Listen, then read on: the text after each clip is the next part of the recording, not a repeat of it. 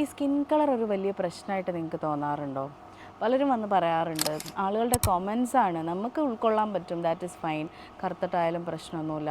പക്ഷേ റിലേറ്റീവ്സൊക്കെ വന്ന് കുട്ടികളുടെ അയ്യോ മോള് ഭയങ്കര കറുത്തു പോയല്ലോ, അവരുടെ മുന്നിൽ വെച്ചിട്ട് അത് പറയുമ്പോഴാണ് എനിക്ക് ഭയങ്കര വിഷമം.